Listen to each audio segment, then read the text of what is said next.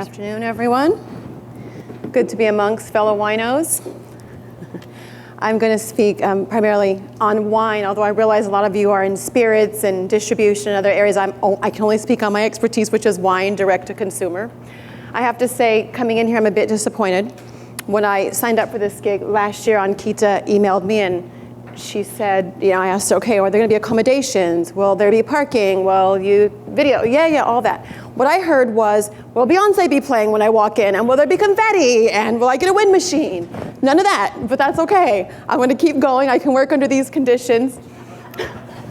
I want, is anyone following what's happening in Tennessee right now with direct to consumer and that whole, okay, good. So I'm not going to go into it super right now, but I'd love to talk afterwards if anyone wants to talk about it. So what's happening is essentially there's potential precedents being set so that retailers who are three-tier will actually be able to sell wine direct to consumer in the state, which would then obviously fall into other states.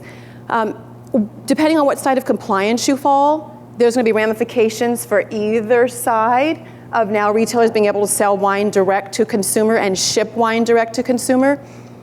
In my mind, what's good for the consumer is good for business, and the businesses will adapt.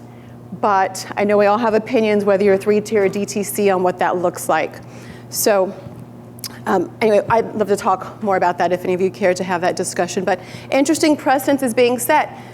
What I think is happening is legislators, the wine industry, is actually subscribing to this interesting concept of listening to the consumer and subscribing to consumer demand, which is, don't we all want to wake up in the morning, you check your email, there's a great offer from your favorite winery. Don't you want to be able to click on that? It auto-populates your name, your payment information, you're ready to go. I'm in my jammies, I click yes, I have 6 bottles being delivered to me in 2 days. Don't we all want that in our life? I mean, that's sort of what we expect at this point. Not necessarily possible in many states right now. So interesting, we'll see how quickly legislatures and the industry catches up. So today we'll break the talk into 2 parts. The first, I'm just going to talk about the difference between DTC and distribution, and sort of some of the merits and the challenges of both. So we'll talk about that. And then second half, I'm going to break into, have any of you read the 2019 direct-to-consumer sales report that WineDirect put out? I think this is a microphone and it's not. Anyway, we just released a report. It's interesting because this is different from all the other DTC reports out there. It's not opt-in and it's not self-reporting. We pulled the breadth of data that we have across our platform. So WineDirect has an e-commerce platform where we host websites, point of sale, CRM, wine club management tools there, and then we also have a fulfillment side. So what that breadth of information looks like is we processed last year over $2 billion in wine sales direct to consumer across our platform. We shipped over 2 million packages across the United States in wine club and e-commerce shipments. We have about 2,000 wineries on the platform between the United States, Australia, New Zealand, and Canada, 60,000 plus users, and 200 wineries that we fulfill for. So that's a lot of data that we previously had not been sharing with you all. We finally decided to aggregate it. My colleagues, Jim Agger, Devin Loftus, did a wonderful job of pulling all this data together. At the end, there'll be a link to how to actually read the report, but it's great because it's actually segmented by winery size and production size, so you can compare it and you can use it sort of as a benchmark of how am I doing across the industry for wineries. So we'll break the talk into those 2 things. So one more quick thing, I'm going to just I want to answer the question, why am I in direct to consumer? When I got into the wine industry, it came from a conversation of my girlfriend and I. It was very conscious. My girlfriend and I were talking about sort of not feeling part of the conversation, right? And like, well, wineries are there, but we don't feel talked to. And then we started talking to some of the wineries and like, yeah, we don't really know how to, like, we're here, we produce, but we feel a little left out. The small and medium-sized wineries were just really feeling confused, not being spoken to, not being cared for by the industry as a whole. And that was about 6 years ago. So I have to tell you, there's been exponential growth in direct-to-consumer in the time that I've been here. And I'm so happy that we are having this conversation because it shows that, I mean, honestly, 5-6 years ago, this conversation was not happening around direct. So I love seeing the exponential growth. It's been exponential. So I chose direct-to-consumer, and I still choose direct-to-consumer because it's a chance to give small, medium wineries a chance to actually be players in the market. I'm going to get into what it looks like to go through 3-tier and how hard it is for wineries. Is anybody here in 3-tier distribution, like a winery in 3-tier distribution? Great. And anybody taking advantage of direct to consumer? Okay, good. Anybody doing both? Great. Okay, all right. So the first part actually I want to talk about is, do you need to choose? Should you segment your business? Is it best to go focus on 3-tier, or is it best to focus on direct and put all your energy there? Or can you sort of do a hybrid and marry the two? So let's get into it. Let's talk about some of the basic challenges in the wine industry. These probably aren't new to any of you, so I'm going to go through them quickly, but if I miss something, I'm sure I missed a lot, but these are just some of the biggest ones that I hear. By the way, when I started in the wine industry, I was selling fulfillment to wineries. So I was in wineries every single day asking them, what are the issues you're dealing with? These are some of the ones I still hear every day, but keep in mind, you have small wineries they want to sell wine. You've got all these disparate systems that are trying to talk to one another. They've got their website, they've got website sales, they've got compliance sitting in the middle of that, they've got ERP reporting. After they've got a website sale, that website sale has to go through compliance reporting. The tracking number has to come back to compliance reporting, right, to complete the report. And then you've got all sorts of things sitting in the middle of that. So it's not easy to make this work. So what WineDirect did was employ technology to make all of this work. So that's what I wanted to make sure I put it out. That's what was important to me, was not only are we empowering wineries, but we're doing it through technology, which mattered because that meant we can advance quickly and change with the needs. So let's look at some of the challenges in the wine industry. And antiquated compliance, we all know about that. Goes back to prohibition, maybe further, yeah?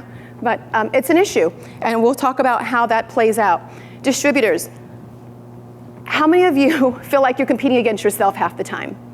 You have direct in one market, you have your distributor, it gets a little messy about who's selling what to whom, and all of a sudden, you want to sell wine, you want to sell your brand, but you're competing against yourself in the same market, and it's very frustrating. So that often happens when you're doing direct and distribution in the same market. Competing for in-store shelf space, I do not have to talk to you all about how hard it is to get into a national distribution store, right? I mean, talk about that more in a minute. Myopic and behind other industries. Unfortunately, we tend to be very insular. We look into and we ask our neighbors and each other, what are you doing? What are you doing? What are you doing? And we all end up doing the same thing. If you notice, most wineries have the same 5 people at a picnic table clinking glasses in their marketing, right? Why? We all do the same thing. So we haven't been able to take advantage of best practices, growth opportunities, because we tend to sort of stay myopic. And then for some of you, if you're in Virginia wine industry or some of the more remote industries, you don't have access to sort of what's happening and what's new. So it can be very frustrating. How many different ways can you split a bottle of wine? How many hands can touch it until there's no more margin left, right? So another challenge, and then limited resources. Amazon's now gone. eBay kind of sells wine. We have Vivino. Outside of that, because of that first bullet point, antiquated compliance, it's very, very hard to sell wine online. And forget it if you're importing. I mean, how many states can you get to if you're an importer? It's near impossible. They call me every day and go, how can I? I'm like, sorry. It's really difficult. So these are just some of the key challenges that we face in the wine industry. Anybody else want to throw out another good one that I missed? That you're dealing with? Okay. So let's talk about distribution. What does that look like today? I will duck, don't throw a shoe at me. But I want to just talk about some of the challenges. So you can see there's about 8,700 wineries in the US. Wines and Vines will tell you 10,500, and that's fine. We extracted like duplicate licenses, e-tailers. We just sort of boiled it down and got about 8,700 wineries that are actively producing wine in the United States. This is a list of some of the distributors that you can take advantage of distributing from. But wait, there's more. So there's about 700 distributors in the United States. That looks like a really big list, and it is a really big list. But when there's 8,000 wineries selling wine with umpteen registered labels. How do you get all those labels into distribution? How do you get distributors to pay any attention to you? Here's a list of some of the key distributors. And then, oh, by the way, 50% of the distribution market is set up by 3 key distributors.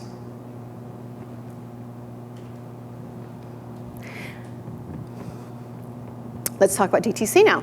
DTC is absolutely disrupting traditional distribution. So you can see there, and please feel free, but this is just a simple breakdown of what happens from standard, winemaker all the way through to consumer. I just look at that first number under winemaker. So Grady's marked it up, let's say 30%. And then look at how that exponentially grows. How does that winemaker get to participate and partake in some of that growth? You go direct to consumer. Winemakers now going e-commerce, wine club, fulfillment, and then to consumer. Here's the problem. What happens in distribution, all of that, the distributor, retailer, the winery hasn't touched it, right? You produce the wine, great, you're done, you haven't touched it. You now become responsible for all of the interaction that happens between production and consumer. Marketing, vision, outreach, social media, every single piece of marketing or contact that has to happen you are now responsible for. So while you get to participate more in the margins, you also take on a whole lot more responsibility. So when we say direct to consumer, let's just define what that is. So again, just a little data from our report. 36% is wine club. That's the largest piece of direct to consumer right now. Are all of you participants in some wine club, one way or another? Yes, so you understand what that looks like? Great. Second, point of sale. That is your tasting room. If you don't have a tasting room, it means you're in market doing fairs, festivals, wine festivals, music festivals, anything like that. But you're literally hand-to-hand combat swiping, right? 10% is website, standard e-commerce sales, and then the other 20% would be VIP sales, anything you add to your admin. Phone calls, are you picking up the phone and calling your customers and selling wine? So those would be sort of non-traditional hand-to-hand sales. Okay. So I have a customer that I want to share with you, and I'll, as we go through, I'll share more and more about them. But they did a phenomenal job of, when I met them 5 years ago, they were 80% distribution. And a lovely gentleman named Ed came in and he said, "This is ridiculous, I'm changing all this." And I said, "Well, Ed, how are you gonna do it?" He showed me. And he partnered with us. He said, "I'm gonna use you, you're my partner, e-commerce, fulfillment, and we're gonna make this happen." And Ed, I swear to you, he's a thorn in my side.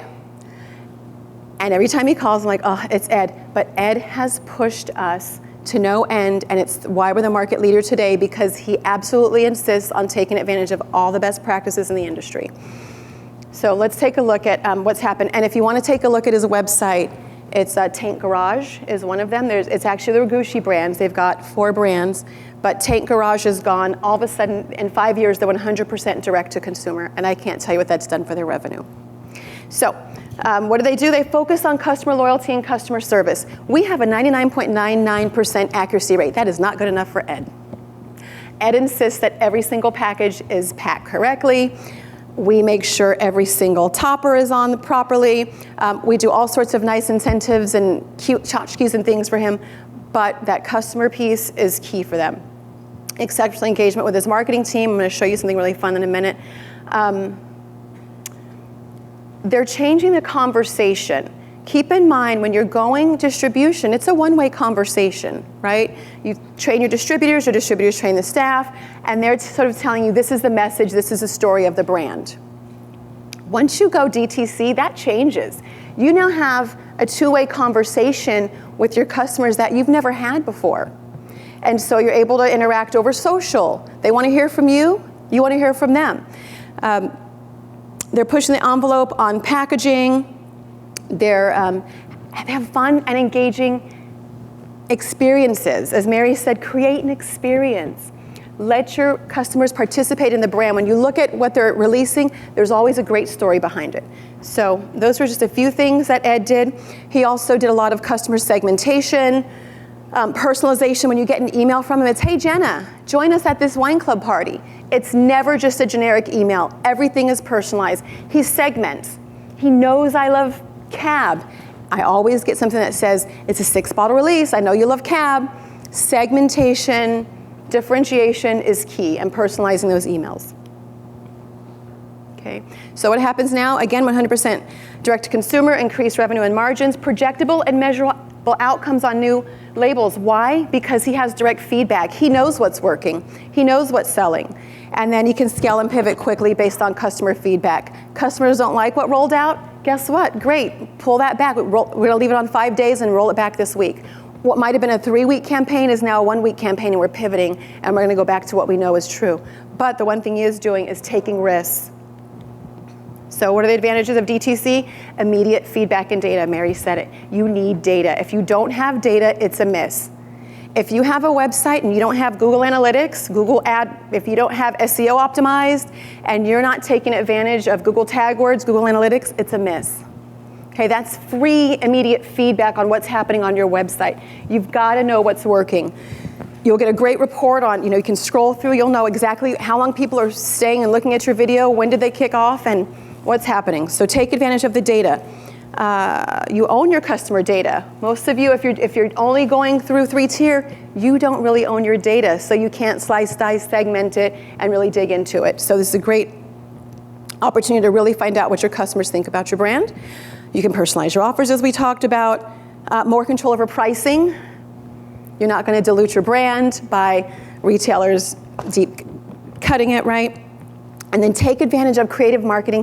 A/B test what you're doing out there. Again, it's going to give you feedback, and it's going to tell you what works. What works for one brand may not work for your customer, right? Just because they do a flash sale every Friday or every Wednesday, so you have your wine for the weekend, doesn't mean your customers want a flash sale. That may not be how your brand is best represented in the market. So just because it works for one brand doesn't mean it works for yours. So A/B test what's working. Change the buy button color. Move the buy button around. There's all sorts of things you can do to enhance your sales direct to consumer. Play with social. Run a campaign. Run a special. Text me the next 10 minutes to get a free add-on to your next wine club shipment. All sorts of fun things you can do, but have fun and play with your DTC. Okay. All right, any questions on that, just in general, of just moving forward with direct-to-consumer versus 3-tier? I'm just going to take questions on that before I move into the report. Yeah? I find some of the problems is working with the shippers like UPS and FedEx. You get broken, I get a lot of returns, and sometimes it's basic where I want to stick with my wholesaler and not having to deal with returns. Are you shipping your own? Are you doing your own shipments in-house? Yeah, we're doing our own shipments. Are most of you doing your own shipments, or you have a fulfillment house? Your own shipments? So what my common carriers, FedEx and UPS. We're primarily a UPS house, but we do use FedEx as well, and a few other smaller ones. It is an issue. We have a team dedicated to managing your claims for you. Every box is guaranteed up to $100, which if you have very expensive wine, that's not necessarily a reprieve. But it is an issue. If it's done properly, inserts there. I mean, we have drop tests. We have all sorts of things that we're required to go through before you even have a box certified to ship through the common carriers. But yes, shipping yourself can be a real challenge, can it? Yeah. Any other comments, questions, thoughts on that part? Okay, let's move on to the DTC report. Again, remember, this is not an opt-in and it's not self-reporting. This is the breadth of information that came out. So if you decide to go DTC, I want to talk about where should you focus your efforts. There are 3 areas: e-commerce, general wine sales, mobile, and wine club. Those are the 3 areas we know are growing exponentially right now.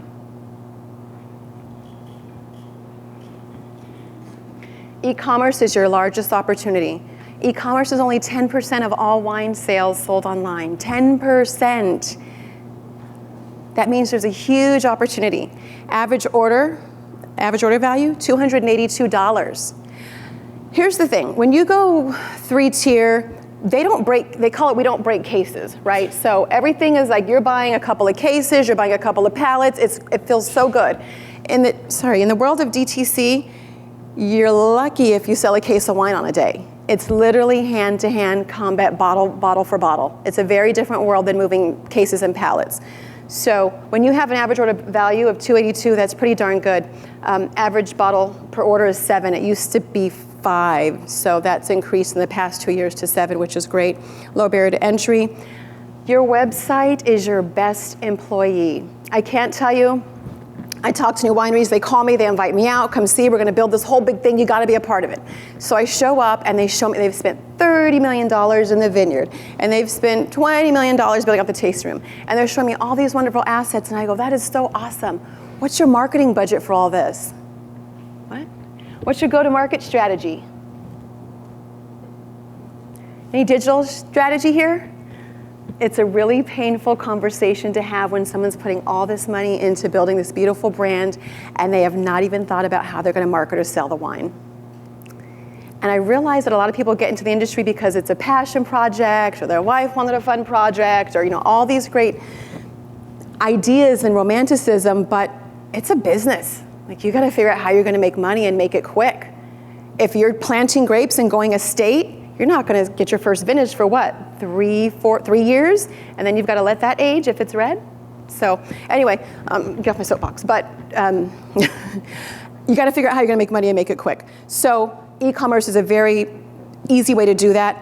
Get creative, have fun. By the way, let me go back to your website is your best employee. It's on 24/7, it's never tired, it never gives a bad answer, it's never grouchy. It says what you want it to say at all times. You control that. So invest in a wonderful presence. I can't tell you how many people tell me, I give them I'll say, you should go to this winery. They go, yeah, I went to the website, it looked a little, I'm like, it's a beautiful property, you've got to go. But they don't want to even go because the website doesn't look appealing. Make sure you're investing in your digital strategy, starting with website, SEO optimization, and on from there, and getting your analytics, okay? Look at the growth there. Isn't that amazing? Just seeing the growth over the past few years. And that's just sending out standard, hey, we've got 6 bottles, or we're doing a release. That doesn't include Wine Club.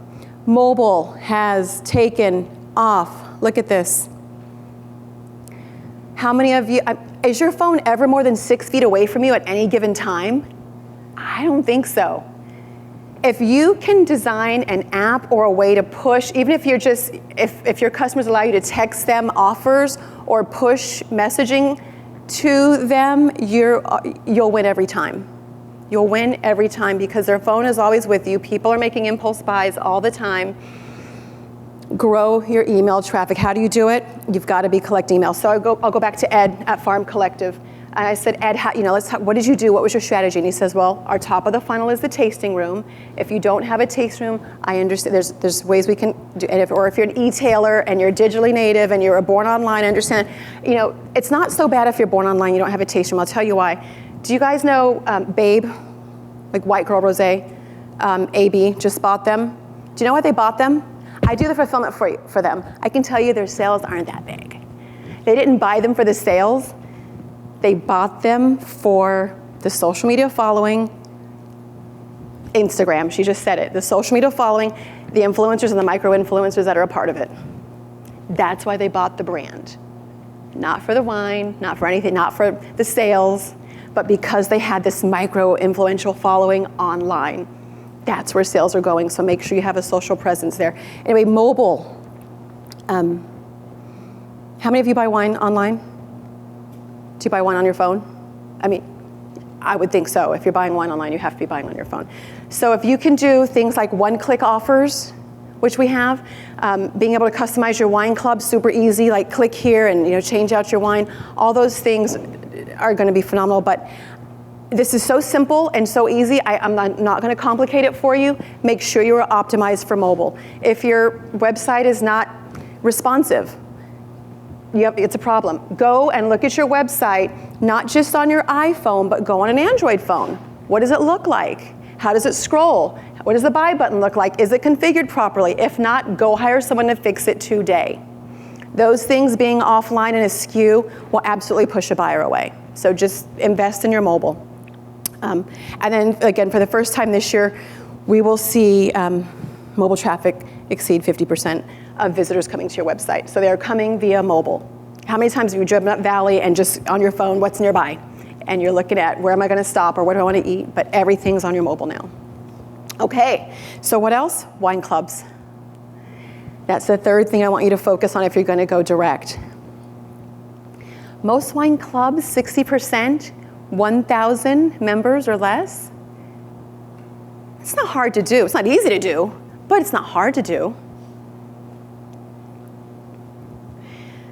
My biggest advice on this one is be creative. Everybody has a wine club, right? But do you have a Cabin Cigars wine club? Do you have a Chocolate Lovers wine club for pairing? What about a Ladies' Night wine club? Or Guys Get Together wine club? There's so many different variations that you can do. If you have an Italian brand, why don't you pair it with Italian goodies? I mean, you can't always ship, I know, wine and food, but figure out a way to be creative and draw your customers in with an experience, with something they can pair. There's something I'm gonna show you. One more slide I'm gonna get to in a second. Look at this. What does it say? Join the lifestyle. This is going back to Tank Garage. Yes, take a look at it. It's cheeky, literally. But this is Tank. I literally got this in my inbox 2 days ago from Tank Garage. And it's called, and the subject line said skin flick. Yes, it's racy. Yes, it's a bit out there. I can't believe TTB even approved it. This is on the wine bottle. They took a risk, and their customers are eating it up. So don't be afraid to try something new. I just did this because it's a little racy and a little crazy, but you can see people are sort of enjoying something new. And it says join the lifestyle. It doesn't say join the 6-bottle club. Get 2 visits for free, right? I mean, all those things are great, but people want to know that they're a part of something else, right? Tribes, collectives, get together. This is talking about be a part of something fun and exciting and unique and new. So want to break into the biz? Well, we can't help with that, but if you aren't already in our Made Wine Club, you should join. And then you talk about some of the benefits. But just again, keep it interesting, keep it fun, take a risk. Now, the optimal combination, DTC and distribution, I'm a firm believer that you can do both at the same time and do it well. And distribution doesn't necessarily have to mean in the store. It still means on premise. It still means having a great following at chic restaurants or, fun restaurants that reflect your brand. So think about on premise as well. Choose your wholesale and DTC channels. If you want to just be e-com and do flash sales, go that route, do that, own that, and go and do it. If you want to do that, Wine Club may not be for you, and vice versa. But just choose your channels. Get to know your customers. Mary said it best. You understand what they want. What's the age group you're selling to? What's the segment? Is it moms who just need a quick break, who want, 500s just so they can open something at night and have a glass of wine with them and their husbands? Do they want wine in a can? Understand who your market is, who your target market is. Be consistent with your engagement. If you're once you commit to social, you have to commit to social. You have to commit to following up on emails. The highest converting email that we see in our system is always directly after a customer visits your winery, or they have an experience with you. So always send that follow-up email. How are you? We loved having you. Thanks so much. Hey, by the way, click here, 20% off your next order if you order today or in the next week. Simple things like that. Customers love knowing that you know who they are. Okay, so follow up, be consistent with that, stay true to your brand, but take risks, collect your data. If nothing else, it's a sin, if nothing else, you're not collecting emails. Every single time you engage your customers anywhere out in the field, make sure you're collecting emails. Those emails are golden. That's part of your customer acquisition cost, right? How much did it cost you to get that customer? Once you have your email list, you can really start working it, again, segmenting it. You can do offers regionally, you can do offers by preference. You'll start, which Do they want red? Do they want white? You'll start learning that about your customers through their purchase patterns, through your open rates, what emails are working. But pay attention to the data and what your customers want. And then keep in mind that each channel supports the other. The biggest worry I had when I first started talking about direct-to-consumer with my customers was, it's going to cannibalize all my business. I can't do it. Are you kidding me? It only increases brand recognition, brand value, builds revenue. It's not going to cannibalize your walk-in business or your in-store business. It'll only enhance it. So don't be afraid to use both channels, one to enhance the other. Okay? And that's all I got for you today. I'm happy to take questions.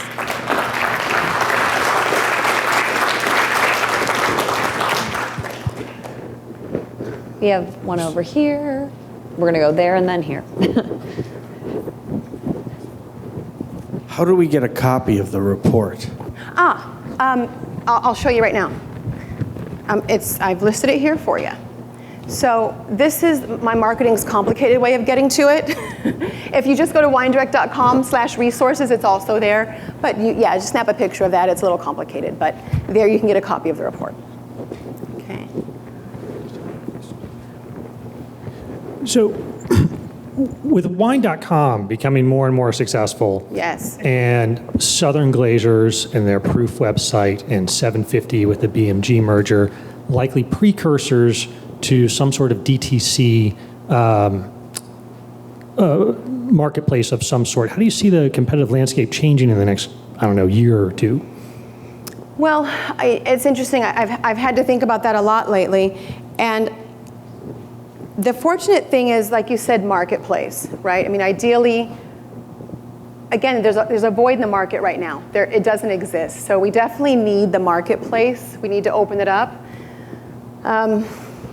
What worries me is when a distributor controls it, because it's only their brands, right? I mean, if there's going to be a marketplace, I'd like to have a fair and equitable marketplace that's going to feature my small, medium-sized wineries, where they get a fair play and they get highlighted. And what does that look like? Because as you know, you walk into the grocery store, you see the same 20 brands on the shelf in every single grocery store. So I do think that there will be, the distributors will at some point, they're going to do a DTC play. It's inevitable. Yeah.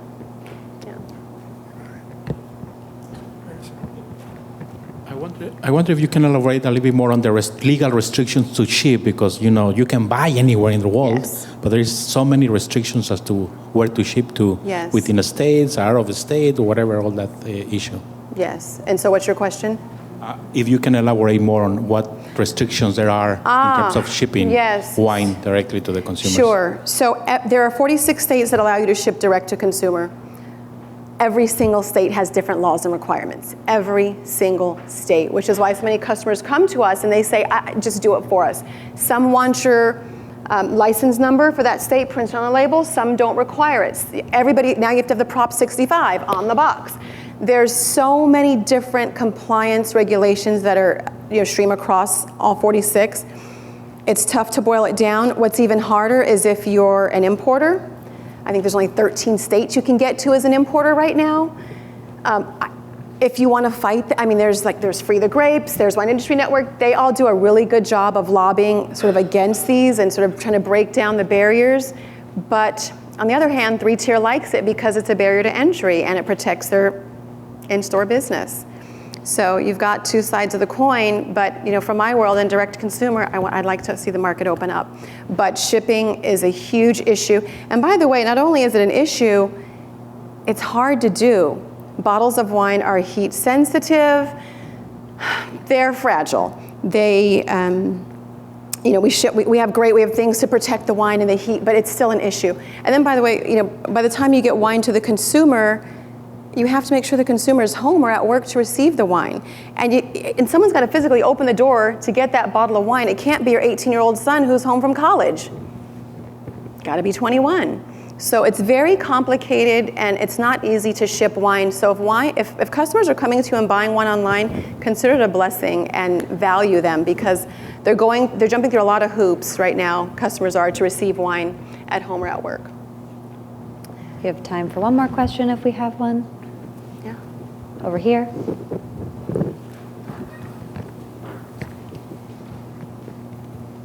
Could you comment how maybe DTC works with the other distributors like LibDib and Park Street? We don't. No.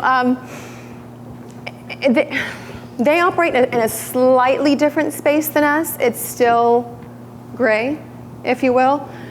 So compliance-wise, they've figured out a way to sort of circumvent a few things. We'll see how it all pans out. But in terms of like coming to us for compliance or fulfillment or things like that, it's a totally separate world.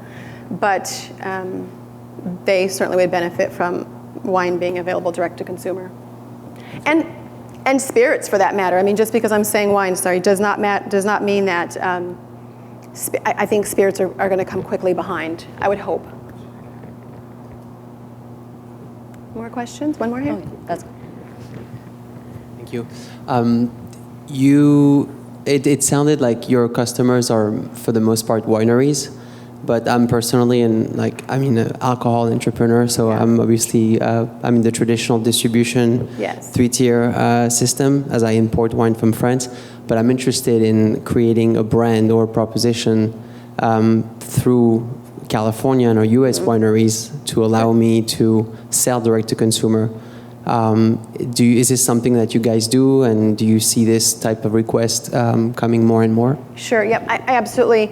If someone calls me and they say, I'm an importer, how do I figure this out? I get an O2 license. It's really the only way to have a viable, across the United States DTC business is get an O2 AP or an O2 license. And a lot of wineries are now creating just because they have 3-tier, they're actually creating brands just for the DTC channel. So absolutely, you can do both. You can continue doing what you're doing, but you say, okay, I'm going to have fun with this scope of brands. It's going to look a little different from my distribution brands. Maybe those are high end. You don't want to disturb that price set, but you want to have a little bit more fun and be creative. Great. You can develop a whole subset of brands just for DTC. Absolutely, that's an option. But the California O2 is a golden ticket. Yeah. Thank you so much, Jena. Okay. Thank you. Thank you.